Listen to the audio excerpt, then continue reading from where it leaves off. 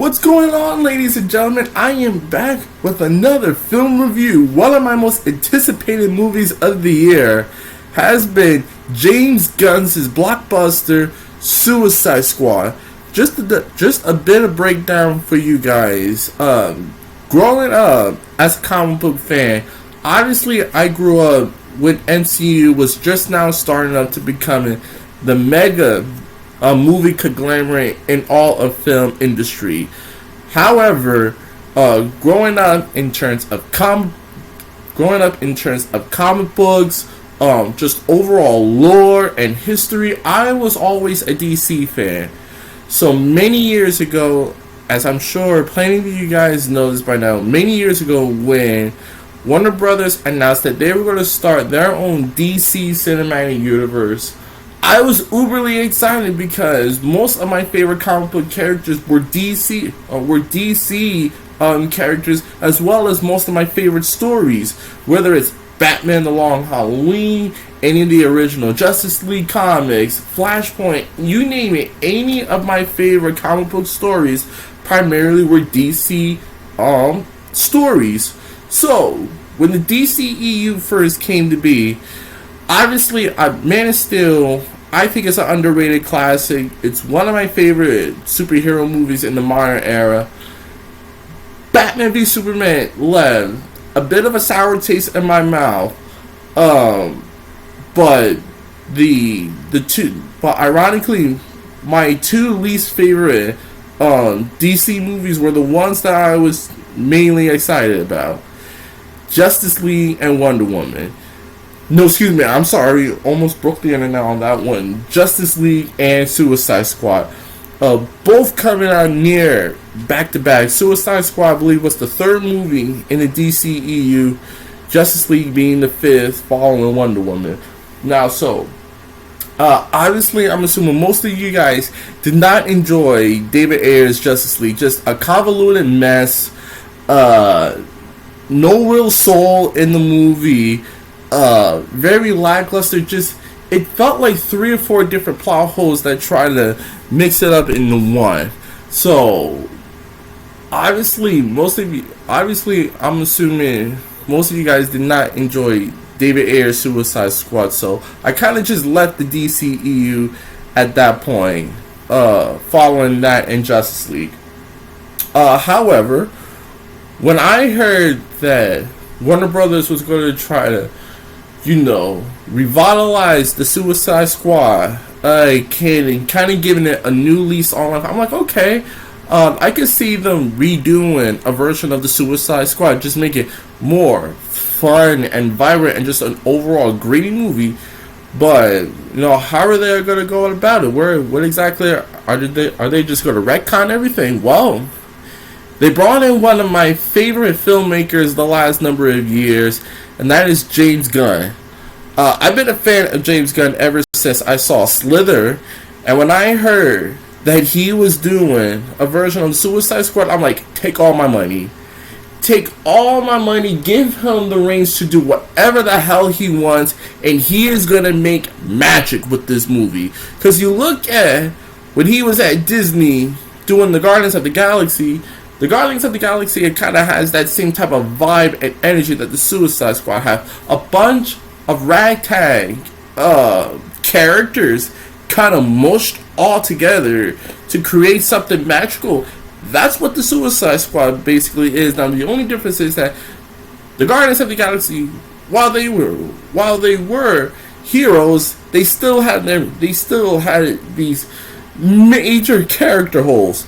The Suicide Squad, on the other hand, are just violent, dirty, just a bunch of ragtag villains. This felt like this movie potentially had a Dirty Dozen feel to it, and boy, does it show off that aspect. Suicide Squad is a complete 180 from the original one.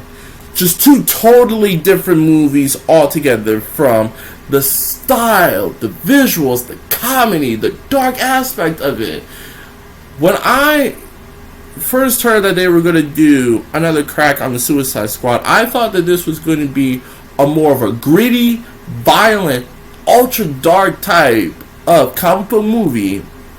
And while it does have those dark, gritty aspects, this movie is just all types of just fun and entertainment. What James Gunn was able to do with a film like this speaks everything that I know about James Gunn as a director. Just his style, his creativity, the way he makes every single character in this movie has some sense of importance, even the ones that get wiped out within a few minutes. And I am going to be going a little bit into spoilers for this movie, but it's not any like groundbreaking spoilers. You could probably see this a mile away having watched the trailers. So starting off with the good, I've said it over and over again, James Gunn's style is all over. James Gunn's DNA is all over this movie. Everything from the dark humor, the language, the color, everything that you know about a James Gunn movie is in this film. Just his overall sense of energy. When the studio tells you that this is the most James Gunn film you're ever going to see, they are not kidding. Everything that you love about James Gunn is in this movie, from the character aspects, again, the dark humor, the comedy, everything, and which leads up to my biggest standout of the movie.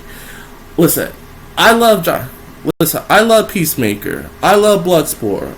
Margot Robbie as Harley Quinn, phenomenal. She was ironically the best thing about the original Suicide Squad, and she's even better in this movie. But my number one favorite character of this movie, I'm sure you guys all know this by now, Sylvester Stallone as King Shark.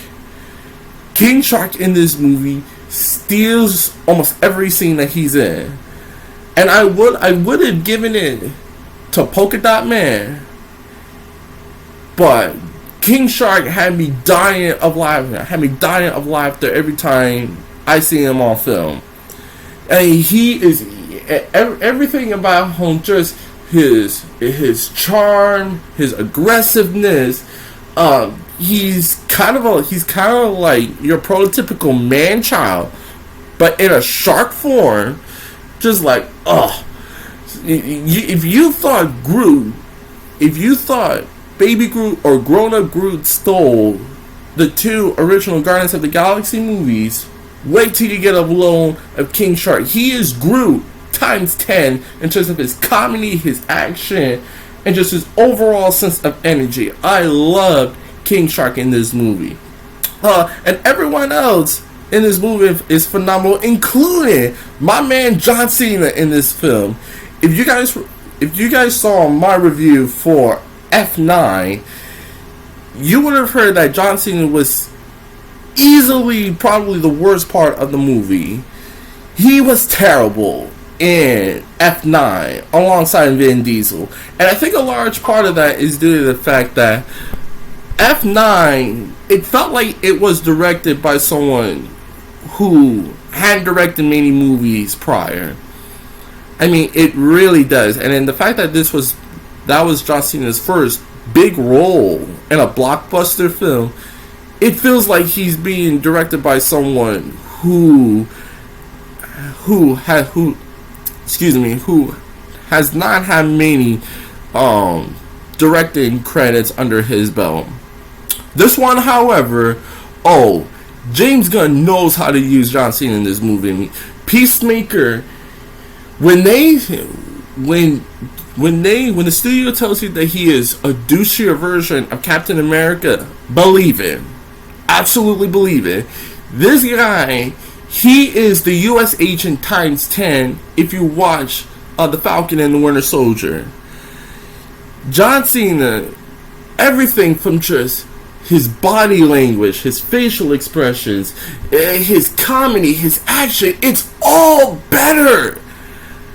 And it's not because I think John Cena is this terrific actor, because he's not there yet. It is because James Gunn brought the absolute best out of John Cena.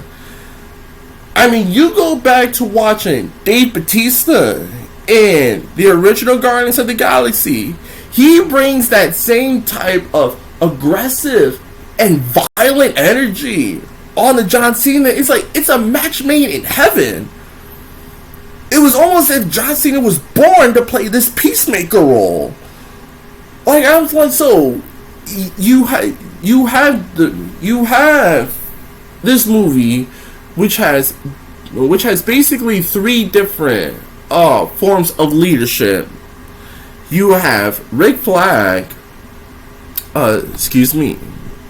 played by Joel Kinnaman. He's outstanding in this movie. He has so much more to do in this film than he did in the original one, where he was just worrying about Enchantress the whole time. This one, he has much more meat on his bones as far as things to do. In the first one, he's basically leading two different teams of the Suicide Squad within the first 10 to 15 minutes of this movie. He's going back and forth. He has more of a brother relationship with Idris Elba's character, Bloodsport. In the original one, he was just kind of throwing jabs at Will Smith's Deadshot, as well as being Viola Davis's pet boy. But in this one, he has more of a vocal leadership aspect. He's kind of the one keeping the group in line, but also having more of a relationship with them. Again, like I said, he obviously has this brotherhood type of relationship with Idris Elba's character Bloodsport. He's more so going against Viola Davis and her Task Force X operation. As well as again going back to what I said a few minutes ago, he's kind of like the mainstay leader, for both iterations of the Suicide Squad. The one we see earlier in the movie, and the one we see throughout most of the movie. And let me give a quick shout out to my man Idris Elba as Bloodsport.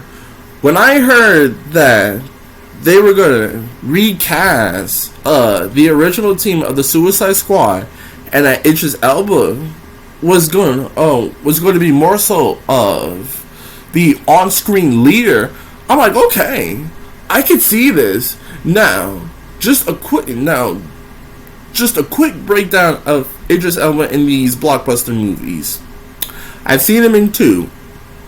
If you thought he was outrageous and downright comical in Hobbs and Shaw, wait till you get a load of him in this.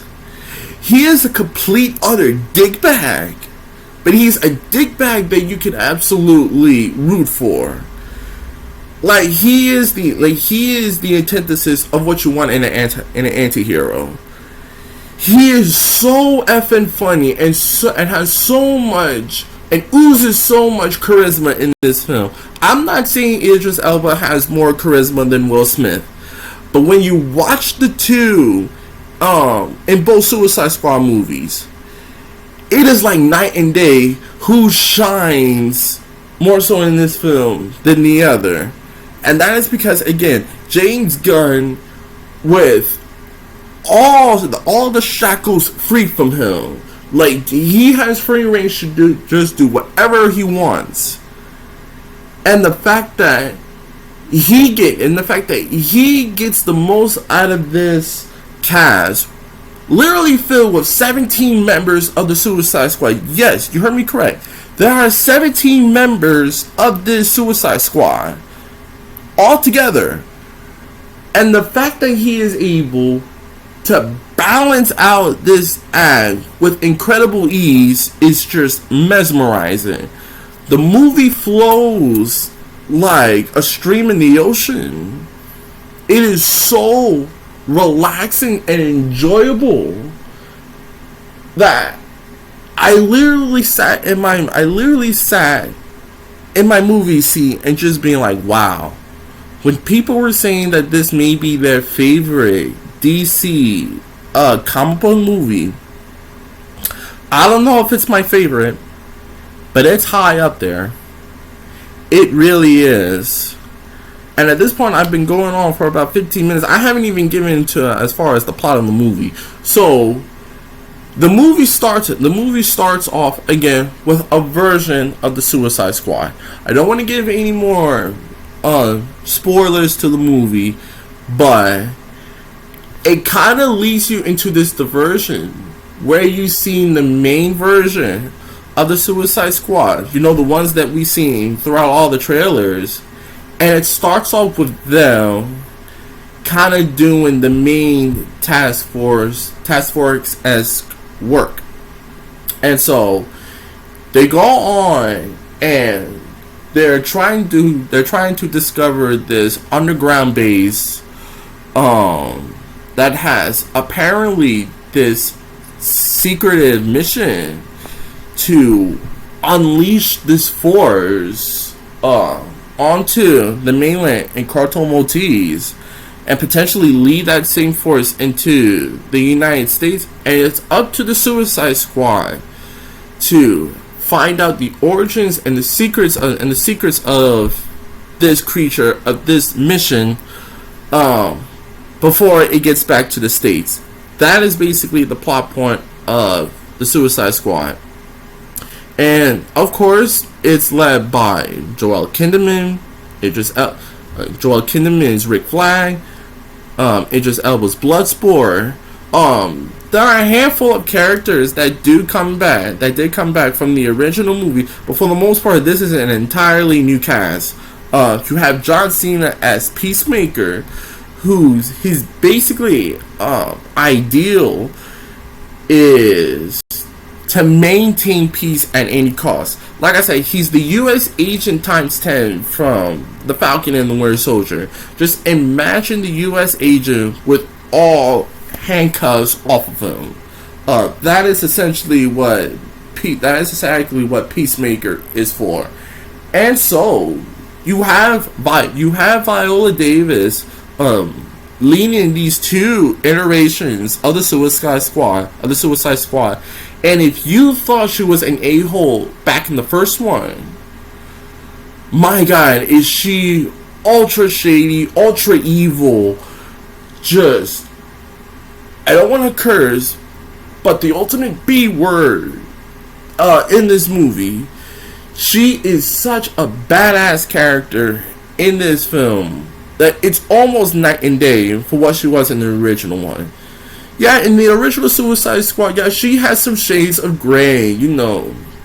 She was kind of, not kind of, extremely manipulative, but nothing compared to what she is in this movie. Before we sign out, before I get my final thoughts on the movie, guys, please be sure to like, subscribe, comment down below. I'm trying to reach up to 50 subscribers before the end of the year. Please subscribe to CJ Talks Sports as well as CJ Talks Movies for more movie reviews and for more off-season updates.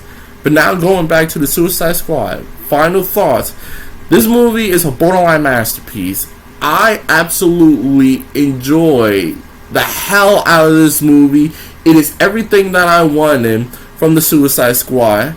And just a quick glimpse into my top 10 favorite movies of the year. It's so crazy that my two least favorite DC EU movies, Suicide Squad and the Justice League, might just be my two favorite movies of the DCEU so far.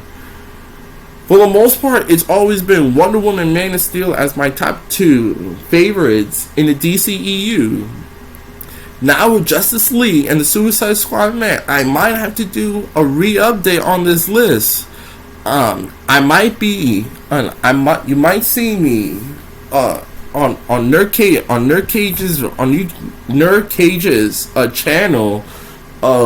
We're supposed to be doing a bit of a breakdown on our favorite parts of the Suicide Squad, so be on the lookout for that.